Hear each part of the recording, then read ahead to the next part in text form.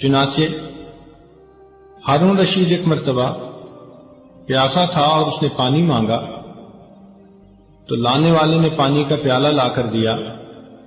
ایک اللہ والے وہاں بیٹھے ہوئے تھے، انہوں نے کہا بادشاہ سلامت، پانی پینے سے پہلے ذرا میری بات سن لینا کہ اگر آپ کو پیاس لگی ہو اور پوری دنیا میں ایک پیالہ کے سوا کہیں پانی نہ ہو اور وہ پانی والا آپ سے قیمت مانگے تو آپ کتنی قیمت دے کر پانی کا پیالہ خرید لیں گے؟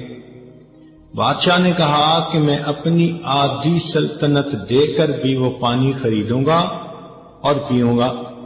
اس نے کہا اچھا، اگر آپ نے وہ پانی پی لیا اور وہ پانی آپ کے جسم میں جا کر کہیں بلاک ہو گیا، یورینیشن نہیں ہو رہی اور آپ کو سخت تکلیف ہو رہی ہے، کیونکہ جن مریضوں کا پیشاب بند ہو جاتا ہے وہ تو زندگی اور موت کی کشمکش میں ہوتے ہیں، مچھلی کی طرح تڑپ رہے ہوتے ہیں۔ اگر آپ کی یہی حالت ہو اور پوری دنیا میں ایک طبیب ہے جس کے پاس دوا ہے جس سے وہ پیشاب آسانی سے خارج ہو سکتا ہے، تو آپ بتائیں کہ کتنے پیسے دے کر وہ دوائی خریدیں گے؟ بادشاہ نے کہا کہ اپنی آدھی سلطنت دے کر بھی وہ دوائی خریدوں گا۔ اس نے کہا بادشاہ سلامت، معلوم ہوا کہ آپ کی پوری حکومت ایک پانی کا پیالہ خریدنے اور جسم سے اس کو گزار کر نکال دینے کے برابر ہے، اور آپ سوچیں آپ نے زندگی میں کتنے پیالے پانی پیا، کیسے کیسے مشروبات پیے، اللہ تعالیٰ کی کن کن نعمتوں کو استعمال کیا۔ آپ کیسے سوچ سکتے ہیں کہ آپ اللہ تعالیٰ کی نعمتوں کا شکر ادا کر سکتے ہیں؟ تو واقعی بات ایسی ہے، ہم تو اپنے سر سے لے کے پاؤں تک اللہ تعالیٰ کی نعمتوں میں ڈوبے ہوئے ہیں، بلکہ ہمیں ان نعمتوں کا استحضار بھی نہیں ہے کہ وہ نعمتیں کون کون سی ہیں۔